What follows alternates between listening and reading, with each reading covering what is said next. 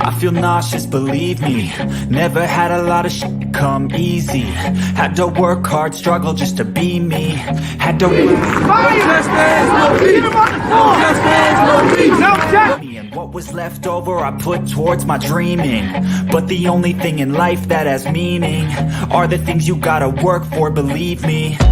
Take into your hands a plan, your own hands can land your own brand. And damn, I feel like no one takes accountability. They want the credibility, convincingly unwilling to put in the hours it takes to get some power. Don't be f***ing sour, take a cold shower. Scream until you're louder, work until you're prouder. And f*** all the doubters, they're just young downers. I swear to God they all let me down.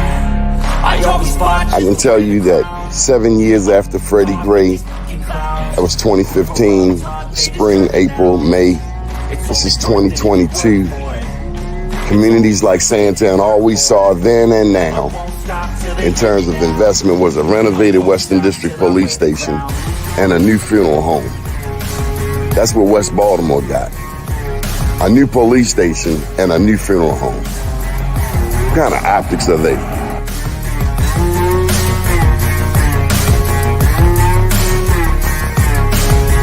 Was Freddie Gray any different than 1968 Baltimore riots? Dr. King's passing, killing, murder? This is the same? No, it wasn't. I mean, I think, well, first of all, people who are being violent and burning, that's, you know, all that's the same. But the point is what was the cause and what were they attempting to register? I always fought just to wear the crown. I'm off at these fucking clowns. I love you. They deserve it now. It's got next. And on before. It's only worth it if you work for it. I won't stop till they hear me now. I won't stop till I wear the crown. I swear to God they all let me down. I always fought just to wear the crown. I'm off at these fucking clowns.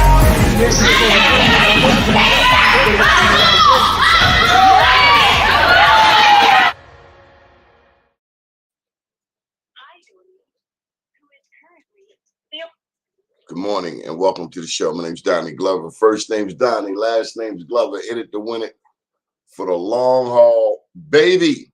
Beautiful day in the neighborhood. I hope that you are doing well. We're going straight up to New York City. Got Mr. Victor Pate with us. How you doing, Mr. Vic? Peace and greetings, brother. Could you hear me? Loud and clear. Where you at? I'm heading back to New York. I'm on the infamous Amtrak. All right. So, you know, Mr. Pate, every time we come to New York City, you always get us some honorees who help us with the returning citizen community. Now, I understand that you've been down south recently. How's that been going?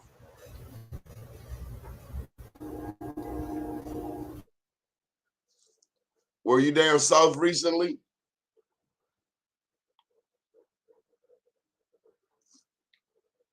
Well, Mr. Vic told us it could be like this. He's been working with the returning citizens community for some time, that segment. And let me tell you why this is important. It's been important for a very long time to us. Okay. We had one of those spots you were telling us about. Yeah. All yours. Yeah, so I heard you mention something about, I guess you were talking about the conference that we attended Yes, a week sir. ago in Atlanta, and it was very well attended, you know, by advocates from across the different states and stuff.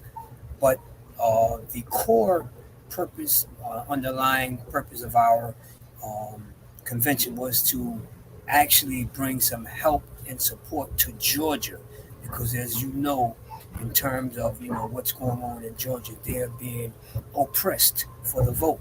So part of our functions down here in Georgia was for us to register voters, and we actually went out in vans to the various communities and assisted with the voter registration, as well as talking to people from the various communities.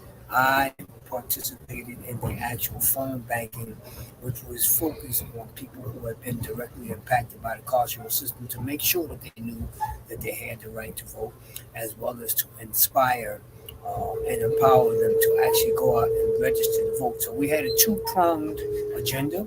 Um, to empower and enhance Georgia's voting power, which is what we all did, as well as talking about the disenfranchisement of people that have been impacted by the justice system and why it is so very important for all of us statewide to work on voter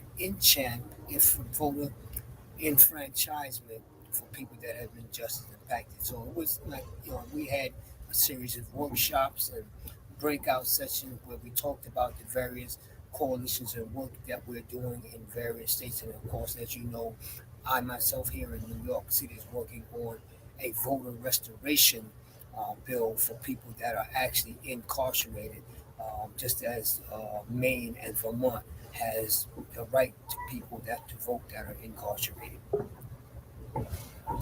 So this is what I wanted to ask you. How does it feel going to Georgia and the main person you got a problem with is Herschel Walker?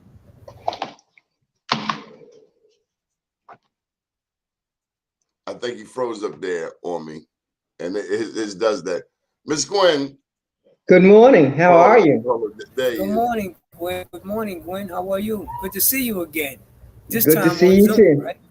Yes. Yeah. So I'm gonna answer your question really quickly. Then I'm gonna give the platform for Gwen. So really quickly, I look at that as a distraction, which it's always, in our ranks, there's always somebody who's appointed as the distractor.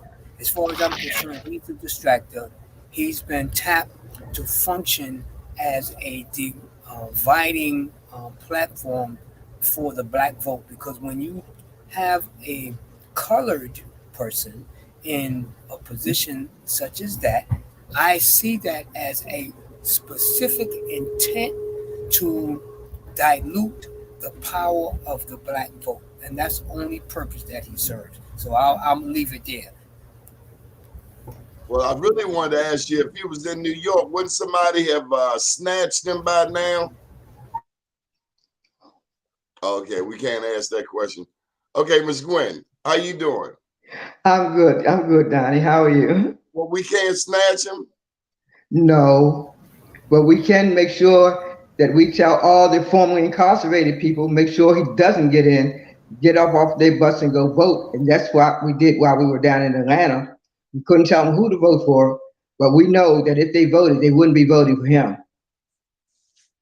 So, Miss Gwen, tell us about it. Tell us about your trip to Georgia. So informative. The organization, formerly incarcerated People's and Family Movement, is a national organization composed of so many different formerly incarcerated people who are now running organizations or involved in organizations. It's an umbrella organization. It's a coalition. So there were people from all over the country there. And what we did was learn how to engage with our formerly incarcerated people, learn techniques and tools that we can bring back to, like I brought back to Maryland. Donnie took back to New York. Some people going to Florida, Atlanta, wherever. California, they were everywhere. And we're taking those tips that we learned back to our states and making sure that we inform those of us who have come home, and not only those of us who have come home, but in Maryland, people who are on pretrial or just serving misdemeanors can actually vote. So that's what we've been informing them. A lot of people don't know that. So information is power. And you know who says that. I don't have to say his name, but information is power. So, Ms. Gwen, tell me about Mr. Victor.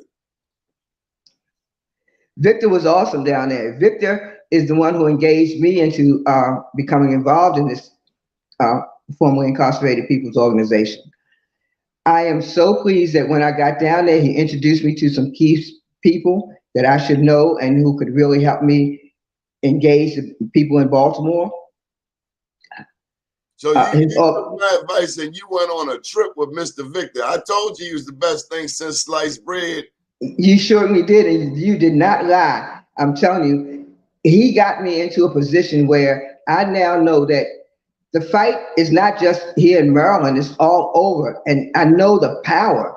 I saw it down there. I saw the power of formerly incarcerated people. Do you know they're getting elected to offices? They're running campaigns for people all over. And here in Maryland, they're doing the same thing. We have people here who are very actively. They have an organization here called Expand the Ballot Coalition. It's a coalition that has been fighting for years. They did ban the box where employers cannot ask you on their application, have you been convicted of a felony? Have you been arrested for a felony? All those kind of stuff. They're following through on what they're doing here in Maryland with Expand the Ballot Coalition. The organization that I primarily work with, Maryland Justice Project, is a member of that coalition. And we've been going out, organizations, colleges, Coppin, Morgan, everywhere, telling people, you have the right to vote. Please come out and vote. I don't believe that formerly incarcerated people know the power. I saw it down in Atlanta, and it gave me a whole new outlook. Victor spoke, and it just gave me a whole new outlook on how powerful the formerly incarcerated people can be. It's thousands, it's millions of us in the United States. We're one of the fastest growing populations, I think. So when you got to Georgia, did anybody know Mr. Vic down there? Did you get the impression that he had been there before? Oh, definitely. I got the impression that Mr. Victor is one of the key leaders of this organization. He is very, very involved. I saw him being called on. I saw him being navigating through the whole environment. And like I said, when I had a question, I went to Victor. When there was somebody I needed to know, he brought them to me. So I don't think it would have been as fruitful had I been down there on my own. But because I was there as not just a guest, but because of Victor Pate's invitation. So see, we call him the general, just so you know. Let me slide over to him. General Pate, let's get a report on Gwen Levi. What kind of report card would you give her? She told me she was going to Georgia with you. I was like, hold up. When did this come about? What's happening here? Yeah. Well, let me say that Miss Gwen, it was definitely an honor to be on the ballot. It's okay. He's on the Amtrak going up and down. Okay, there we go. Beautifully. Okay.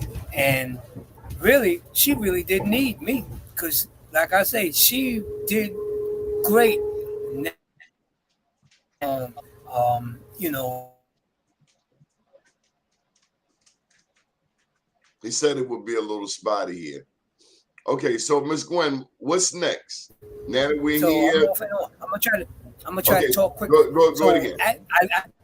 I introduced her to one of my closest partners that I work with here in New York. The tall brother, his name is Terrell, right? That's my partner. We work on a lot of platforms here in New York.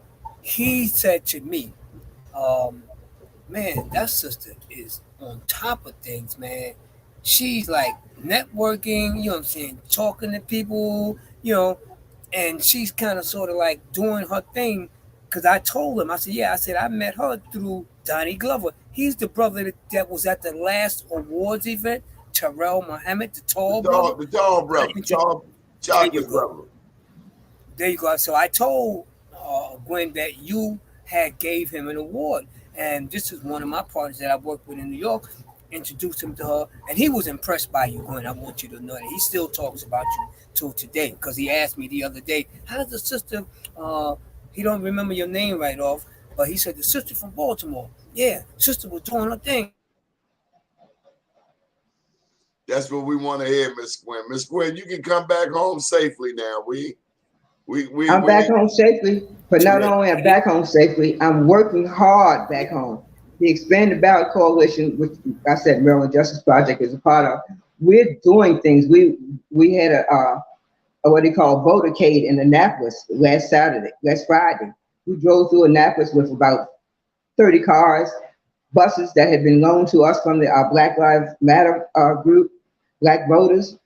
Oh man, we have been doing it here in Maryland. We are caravanning. I have a van parked outside that's going to be driving all through the city. I wish I could have taken a picture and showed you. I didn't have the foresight to do that, but I'll get it to you, Donnie. It's going to be driving all through Maryland, especially PG County and Baltimore, to let people know, come out and vote. And like I said, my concentration is on formerly incarcerated people. And we have that power. We can become one of the most powerful voting blocks so that when the issues that affect us come up, we will be able to call on Expanded Ballot Coalition. We'll be able to call on members who are in the formerly incarcerated. Come on, Donnie, help me out. Formerly incarcerated people and family movement. You know, Miss Gwen, let me just say, I'm blown away at how far you've come in such a short period of time. I mean, we just did a show. It seemed like a few months ago, but you sound like a seasoned veteran, and I just want to know, when are you running for office? Never, ever, ever. It's not something that's in my foot. Oh no. My passion is doing just what I'm doing: networking, getting people together to fight the issues that affect us, making sure that our community organizations, all these people. That's what I want to do. I want to be a connector. I want to be a motivator. Never a politician. Miss Gwen, I got some news for you. We are all politicians. A politician helps determine who gets what, when, and where. And you don't have to be in office to be a politician. Okay, then. Under that aspect, okay. Everything we do is governed by politics. Is that right, Mr. Vic? That's true. Bro, I definitely concur. That particular point, I go in, right, and I have a lot of brothers and sisters, but naysayers of the civic engagement process, especially for those people who are kind of sort of like difficult. They say, "Oh, I don't need to vote. My vote don't count." I say to them, "Well, what are you doing here?" And they look at me and say, "What you mean?" I said, "How did you get here?"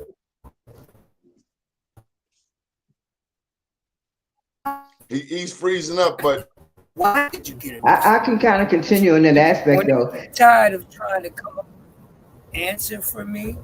I say, you got here because somebody voted and put in place a law and a policy that would make it illegal for you to do whatever it is that you did. And as a result, you were arrested and brung here. So guess what? You got here by a vote. So why don't you vote for something that will be of a benefit to you? Shut their mouth all the time. Some I win, some I don't win. But that's usually my conversation. Oh, I don't need to vote. Oh. But I'd say the same thing. That why should I vote? Why should I vote? You vote to let people like me get a second chance. There are laws on the books to allow people who are serving life sentences who've done 30, 40, 50 years. But the comeback sometimes, Miss Gwen, is that politics is phony. Politics is the deck is already stacked beforehand.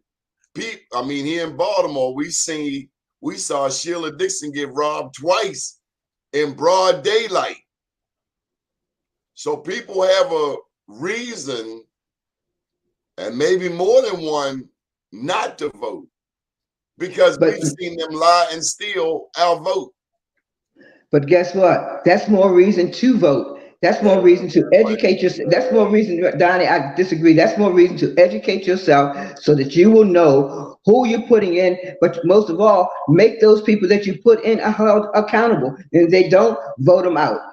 Right now, It doesn't it's not the always time work to go like back that, and, Mr. Gwen. and blame and say what did happen. There ain't no Let's see who we blaming. can put in there to make something happen.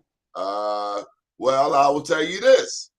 In the past 20 years, I voted for 2 Republicans for that very reason. Because the Democrats who supposed to be serving us turn their backs on us. Come on, Mr. Vic. My answer to that is forget party alliance. Democrat, Republican, Independent. Vote the best person in to serve your needs. The person who's going to come into your community and do what your community needs. That Democratic but at this point, and I want people to realize this: if we don't vote Democratic, in 10 years you won't be able to vote at all if you listen to the Republicans. Huh? Well, I got a solution for that. And nobody has wanted to hear this for the past 10 years. But I'm going to say it on this show. Black people should flood the Republican Party. That's how you make a change. Flood it. Because they expect us all to go Democrat. And we've done that. And look at Baltimore. We've been voting Democrat our whole damn life. And East and West Baltimore look like a bomb went off.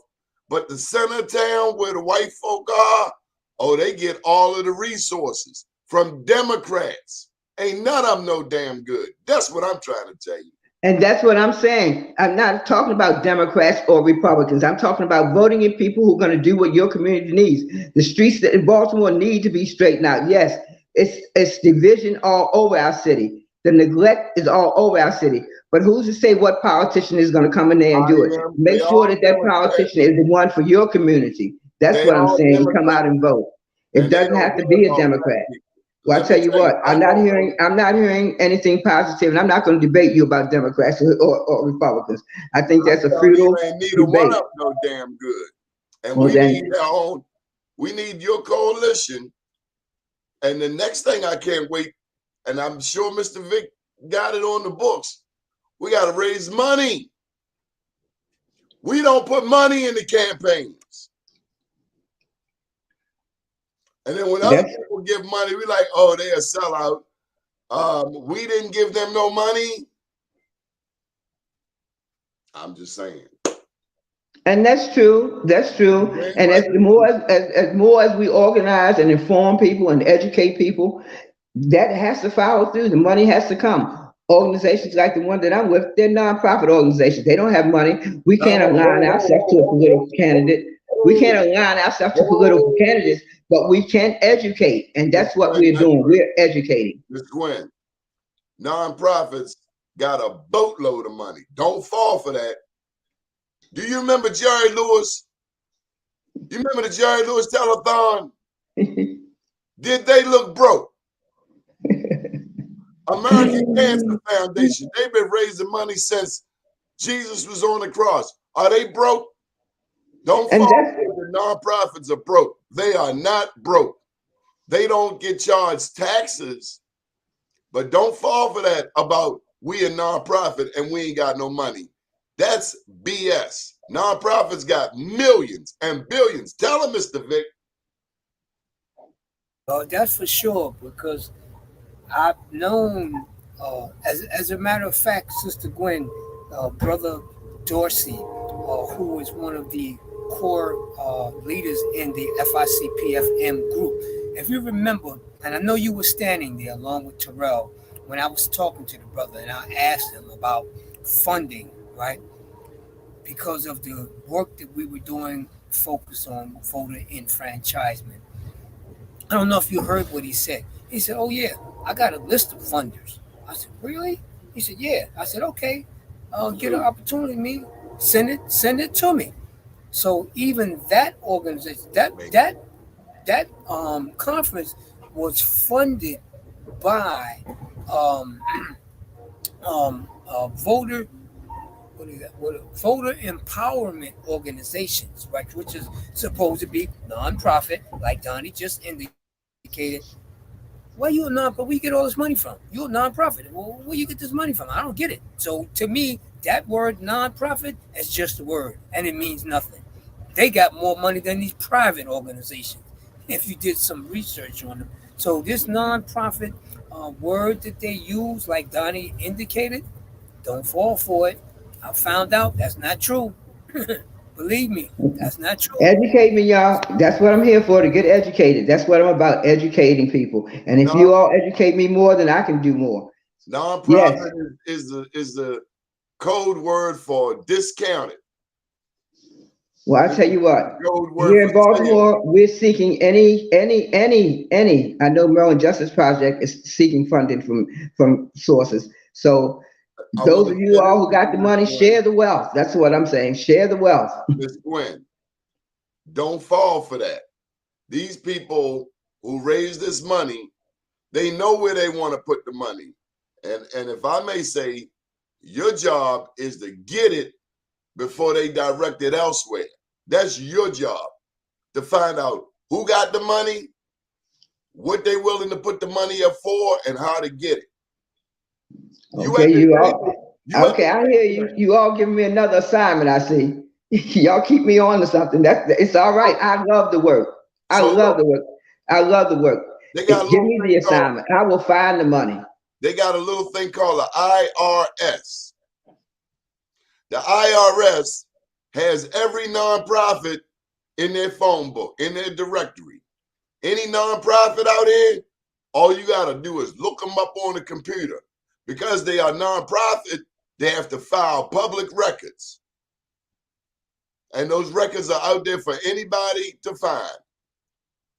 Like I said, I'm not going to debate you on something I'm not knowledgeable about. So I'm trying to debate you. I'm just going to listen and get educated on it. I want you to get enlightened. Donald Trump, remember, he never showed his taxes.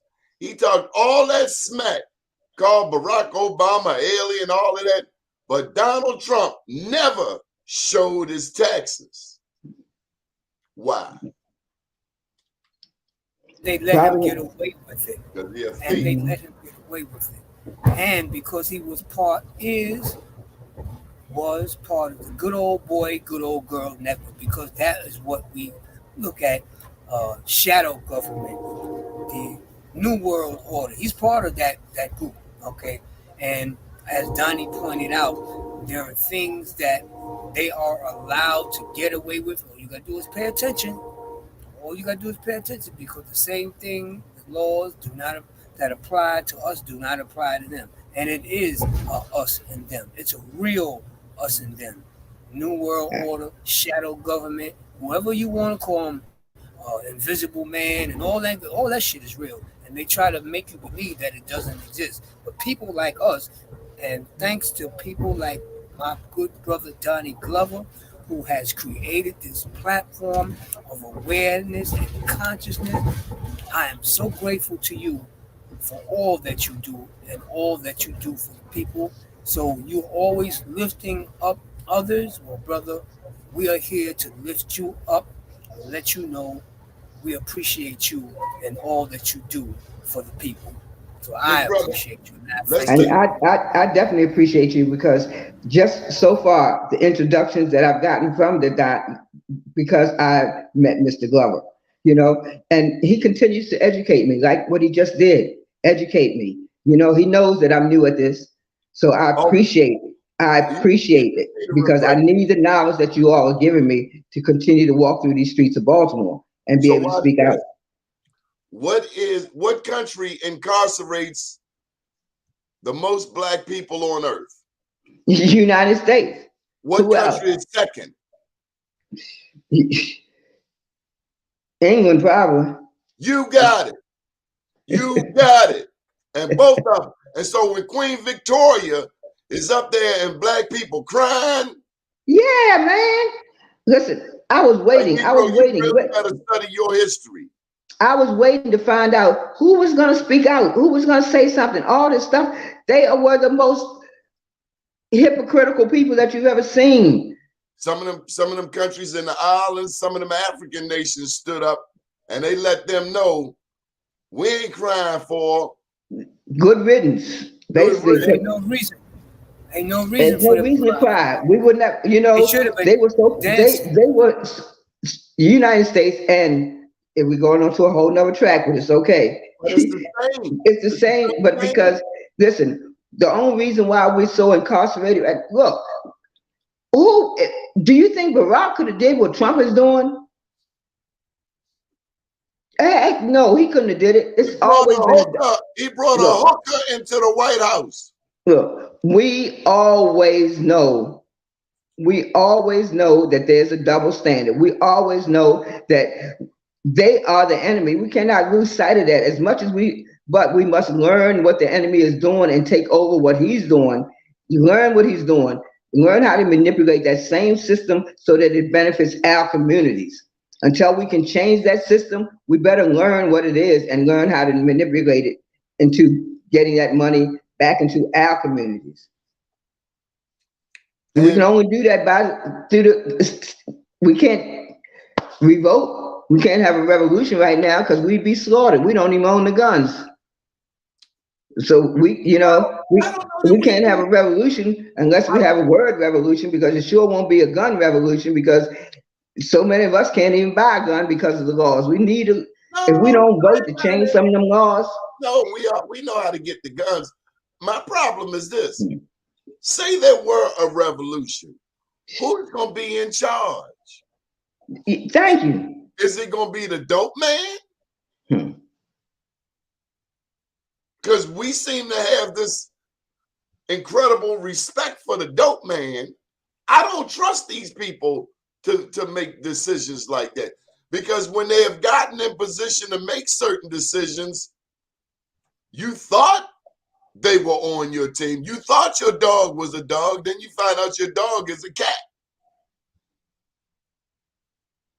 No, we got to verify. We got to check their jacket.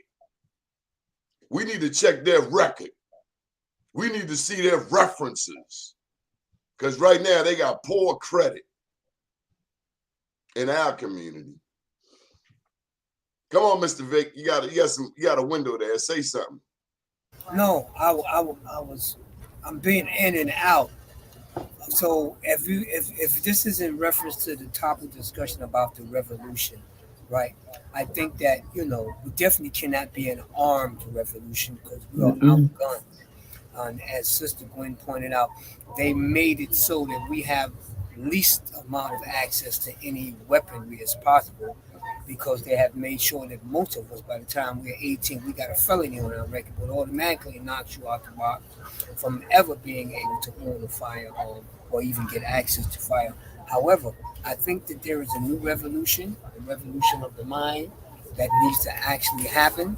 I think that is, we are more dangerous with that than we are with a weapon in our hand. And that's what they are afraid of. So I think that when we talk about this revolution, there definitely needs to be a revolution of the mind.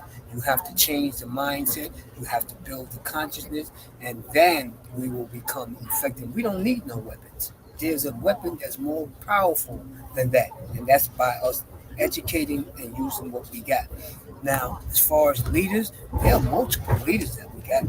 Here's three of them right here. Here's three of them right here. Mr. Vic, I would like to get you with me over at the White House. It's about time that we take you to the White House, particularly if they have something on returning citizens. I was over there a couple of months ago, and I saw your boy Al Sharpton, but I didn't see you. And so the next time he come over there, I need to see you, because you are the general. Well, me and good buddy Al, we have a pretty good relationship. I kind of sort of like to let him travel on his track. You know what I'm saying? Well, that's why I want to take you with me, so we can travel on the same track. What's this? Never been invited to travel though, but listen, I'm good. So let him do what he do, and I'll do what I do.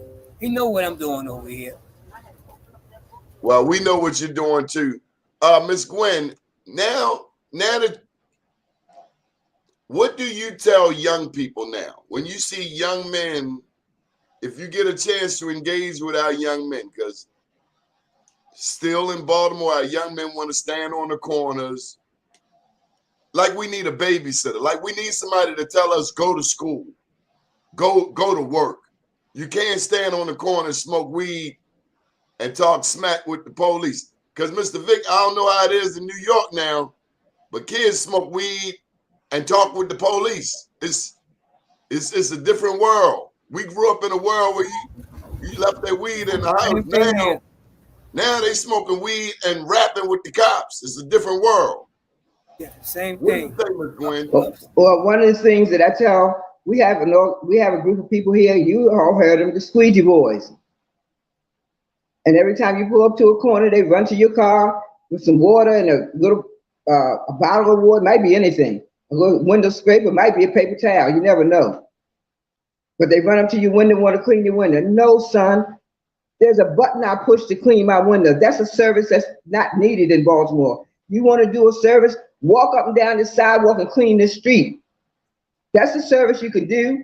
Or we could if you want to do something, then people will likely come out and bring you a full meal, bring you $10, bring you whatever, because they see that you're cleaning up the community. But no, you want to stand on this corner, leave off of this little corner with all this trash that you put here. Well, all this trash. So you need to go and get some training. There are organizations here. There's organizations that are trying to train these young people. We need to make sure that we take them by the hand. You say we're not babysitters? No, we're mothers, we're grandmothers, we're fathers, we're aunts, we're uncles. Teach these children how to not stand on the corner and ask somebody to give you some money. No, teach me how to say, I demand an education. I want to be educated. I want to be trained. And let's take them to some of these places that have to be where they're training. There are organizations in Baltimore that are giving out tremendous money to while you get trained. So what, you would rather stand on the corner? No, we can't have you on that corner no more, Jan. We got to take you off that corner and give you something that will give you a lifeline, that will make you be able to take care of that baby that you're making. Can I get a word in, Miss Gwen? Yes, you can. Now, you just talked about them squeezy kids like they was everything but a child of God. I want to give a different perspective. Maybe when we go to the corner, you know you're going to the corner, have a couple dollars and give it to the kids and use it as a teachable moment. You talked about them being dirty. If you're going to talk about them being dirty. No, I'm teaching them clean up where you live. All up, Miss Gwen. I know you bad, but I'm bad too. Listen, Miss Gwen, 11 o'clock last night, I had to usher some white people, some white addicts, off the field by the school because they were shooting dope and about to set up camp. As they left the field, they went to the dumpster. And I had to tell them, I just cleaned up right there. Do not drop that stuff all over the ground again. So don't fall into the trap that Fox 45, that the only thing they see, hold up, don't cut me off, my turn. The only thing they see is these squeegee kids, but they don't see these white addicts in the alley. They don't see these white addicts stealing everything out of the dollar store and selling them right back to people. Let's be fair. Don't throw them kids under the bus because we got some other problems. You know, 5 years ago, white people could never come to Sandtown. Now they bopping through the community, and it's all about the dope man because the dope man let them come and buy dope. So don't forget the dope man. Oh, not only don't forget the dope man, but don't forget that there's some white kids that's out there doing squeegee. I'm not talking about a racial thing with the squeegee kids, even though it is one. It is racial. It is racial. I understand that. But please know that these kids got to know we need to give more to them. Get them off those corners. Like you say, give them $1 or $2. But when you give them $1 or $2, don't give it to them for doing nothing. Give it to them because here, we're providing some training for you. Here, we're providing some educational classes for you. Here, we're paying them. Pay them to go to school to some of these places that all this nonprofit money, put it into a program that will help some of these kids. That's what I'm saying. I've seen black people pull up on a corner, get a white addict's dollars, 5, 10, 15, 20, and then look at their own people with disdain. I've seen us in action. Like I said, I'm not saying the squeegee kids are terrible kids. I'm not saying that. I'm not propagating Fox 45. All I'm saying is we got to teach these kids more than what they're learning, asking for a handout. Because the service that they're doing, washing windows, is not a necessary service. It doesn't. Who does it benefit? Who? It doesn't give them something that will benefit the person, and people will give you more money. I give them Do more something credit. that will benefit your community. I give them I more can push a credit. button and wash my car window, but I'm too old to walk up and down Pratt Street or Martin Luther King Boulevard and pick up all that trash. So come on, let's get together. Let's pick up all that trash. And here's $50. I give them more credit for being a squeegee kid than for standing on a corner trying to sell dope, coke, and rock. I give them more credit. Oh, no question. There's not a debate on that. No question. Okay, so let's go ahead. I'm glad we got that out the way. I ain't fighting you, Miss Gwen. Miss Gwen, how can people support you? I ain't scared of you, Miss Gwen. People can support me by supporting. We better put a plug in for Rudy, because that's how you and I connected. Tell them who Mr. Rudy is. Rudy Williams is one of the most awesome writers. He has several books out. Look him up on Google or all that stuff that you all do. Rudy Williams. Linwood Williams is his name. Please, he's got a couple of books out. He's in the process right now. Him and a young lady named Tamara Tucker are in the process of doing a play, all the Shoes That Talk. He recently did a play at Arena Playhouse called what was it? All That Glitters Isn't Gold. Rudy is awesome, and he's also advocating and doing work in the community. He's helping the young guys with writing, with being educated about how to write a book, how to do things. Rudy is moving around the city and the East Coast doing a lot of things. So yes, I give a plug to Rudy and Tammy for the play that they're about to do. Look for it soon. It's coming. It's coming. Also, it's called The Shoes That Talk. Big ups to you. I mean, one minute I'm talking to you, and next minute you talking about, well, we on our way to Georgia. I just want to, I mean, one minute you right here, next minute you all the way in Georgia. Well, you ain't have no hesitation. No, because that's where listen, there's a lady who went with me. Her name's Leah Green. She runs an organization called Maryland Cure, one of the best organizations in the state or in the country, really. It's a national organization. Guess what? She went with me, and one of her things to say is trust but verify. Trust but verify. And that's what I went down there to do. I trusted that you all were sending me someplace. I went down there and got the verification that where I went, the education that I got there was so great. I had no choice but to trust. Before I looked up, you was gone. I wanted to make some phone calls first, make sure everything was everything. I ain't just sending you out. Rudy ain't knocking on my door. Hey, where you send Miss Gwen? Hold up. But guess what? I did what I said. I looked the group up. I asked a couple of people here in Baltimore about the group, and they said, Miss Gwen, they powerful. They got things. They're organizing all of us, and that was the impetus to make me go. And not on that, Victor. You know, after talking to some New Yorkers who told me who Victor really was. Mr. Yeah, I can go because you know what? I trust and I verified. And now I'm back with a lot of ammunition. Listen, we're getting ready to do a thing. I got to put this in. Maryland Justice Project is getting ready to do a voter education thing, October 29th. It's going to be at 229 Franklintown Road. It's a voter education project. Please tell your fans in Baltimore, come out, DC, metropolitan area, all around. Come out and support this, and you will get educated on why the need to vote. For those naysayers who say, I don't want to vote, I put a challenge to you. Come October 29th and see if we can change your mind. Come October 29th and tell me why you think we shouldn't vote. I ask you to come and tell me. So, Mr. Vic, as we wind this down, come on and give us the conclusion, your closing statement. My closing statement is going to be there is power amongst and within the people. There's always been power amongst and within our people throughout the history of time. And it's been proven on more platforms than one. I think that now that we're going into the time that we're going into, that it's now time for us to regain our power. It is time for us to shine in our power. And it is time for us to empower ourselves and our generation and our communities.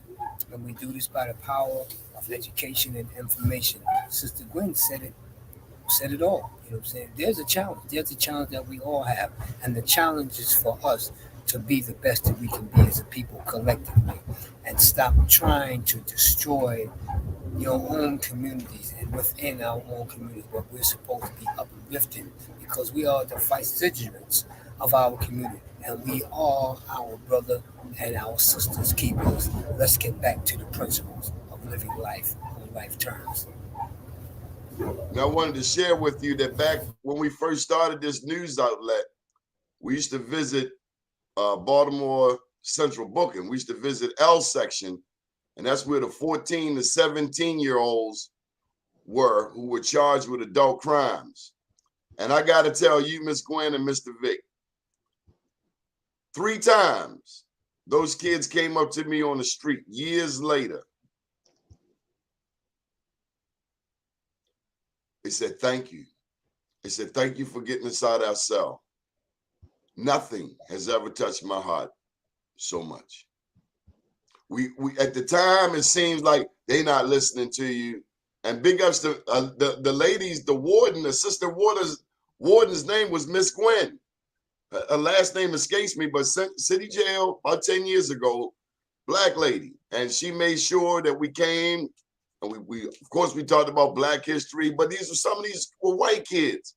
And you come to realize it's really not about race, but America makes it about race. Mm-hmm. I didn't make it about race. You didn't make it about race, but that's what we're dealing with. And quite often behind them walls, it's more of us than anybody. Why? Because we are powerful. They would rather let a murderer free than to let a drug dealer free, because a drug dealer know how to get that loot cheap. So we got to get back on focus. We got to buy these neighborhoods. They selling vacant houses in the hood. Mr. Vic can tell you, we've done Black Wall Streets in Harlem, and somebody say, yeah, I could have bought that building. They were selling it for $1. Well, it ain't $1 now. The goal is to remove us, to replace us. So big ups to you, Miss Gwen, and you are persistent, you are consistent, and you will be just fine. Mr. Vic, thank you for being my big brother. When we come to New York, we always call him. I saw the first time we did an event at Ice Cream Social, something like that. And people of all races were coming. Where you at? Where you at? And I'm like, who the hell is this? It's Victor Pate. You better recognize he's a legend, not just in New York City, but around this country. So you're a legend. You're a legend in your platform, and I thank you for allowing me to ride this train with you, and also with you, my sister Gwen. So proud that we got you now as part of the movement, and you are making some great strides. And you know, me and you gonna be talking on quite frequent basis. Because that's the first thing I told Gwen. I said, "Yo, Gwen, you know, I know when you get back, you know, you gotta holler at Brother Donnie, because I know you got to get on the show. You know, I know you got to get on the show." She said, "Yeah. I'm definitely gonna holler at him." I said, "Yeah, holler at the brother, because you know we gotta keep him updated, because he gonna want to hear something from us now. Right. He gonna hold us accountable." So you made it happen. So thank you so much. Well, Mr. Vic, every time we come to New York, you always have my back, and that's special when you can go to a whole nother area code. If Mr. Vic say he coming, if he say so-and-so is coming, you can take that to the bank. One time, our venue got trashed. It just where we thought we were going, it wasn't like that. Next thing I know, he links me with Walter, with Mr. Walter. He linked me with the Godfather. And then we had a black-owned establishment, black hotel, black condo, black everything. 116th Street. Mr. Vic is the bomb. Well, I thank Mr. Vic for all he's done, and you, Donnie, for giving this platform that people like me can come on and share information and tell our young people the truth. Oh, you You know, graduated. You need your own show now. no, no, no. I don't need my own show. I need to keep coming on here because you have the audience. Most of the people that I'm trying to talk to listen to you, Mr. Glover. They're not listening to CNN. They're not listening to NSNBC. They're No. listening to shows like the Donnie Glover Show. So that's why I continue to come on here so that I can let them, especially the formerly incarcerated, come on now. You know who we are. We Big listen up to to Rennie you. Bass, too. Rennie Bass. Let's not forget Rennie Bass. Oh, I cannot forget him. I listen. The play that I'm talking about that Rudy's doing, Remy Bass has given us his building, the Cultural Arts Center down on Howard, 401 Howard Street. You all, we practiced our play in there. He is doing so much. Remy Bass is the man. He's okay. We got the governor. We got the general. Okay, well, let's find out what's our name for Remy Bass. We need to give him a name. He's the ambassador. Ambassador. Okay, well that's the name somebody He's gave. a Muslim brother, Mr. Vic, and he liked to go to Morocco. He loves Saudi, but he loves Morocco too. All right then, but he go all over North Africa. yeah, Remy is the man to go to if you want to have anything event. If you need a venue for, listen, they're getting ready to do a venue for incarcerated people. Oh my goodness, it's going to be December the 10th at the Cultural Arts Center. December the 10th, and everything is being done by inmates, people who are inmates. It's called the Behind the Walls Mentoring Organization. Look for December 10th. See, I know a lot of stuff going on in Baltimore, y'all. Send that stuff to me because I may want to visit and come in person.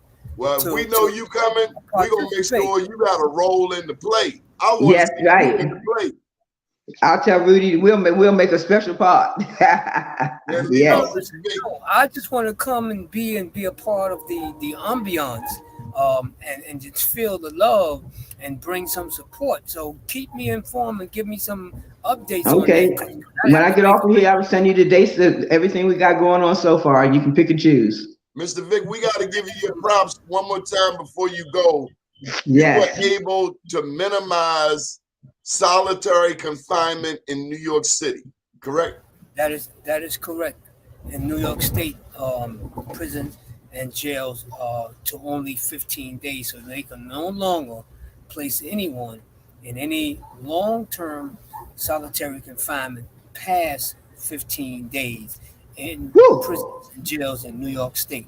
Never before had it ever been like that in New York State prisons, as well as them having an opportunity if they have to appear for the disciplinary board that they must and have access to legal representation. Never before heard of, never before had in New York State. I want to share a positive story with you before you go. If you get a chance, pull it up on YouTube. Deion Sanders, this is totally off topic. Deion Sanders and the work he's doing down there at Jackson State. You got to see Deion Sanders on 60 Minutes and the work he's doing there at Jackson State. Jackson, Mississippi. You talking about down the bottom. I mean, one of the poorest places on earth, and it's full of black people. But he took his celebrity and he took it to Jackson. And did you know he's somewhat injured, his leg? I mean, he's not the picture of health that he used to be, but he decided to put his celebrity on a whole school, a whole community. Can you imagine if more of our people had that type of give back? It brought tears in my eyes. Salute to Neon Deion. He is about it. If more of us just gave a little bit, like you. So I'm proud of you, Miss Gwen. And it is time for you to get your own daggone show. Thank you, Mr. Vic. Thank you, Miss Gwen. Thank you. Thank you. Remember, get out and vote. Go register. That's right. On the next digital platform. Be well, everybody. I say. All right. Good night. Thanks again. Thank you, love.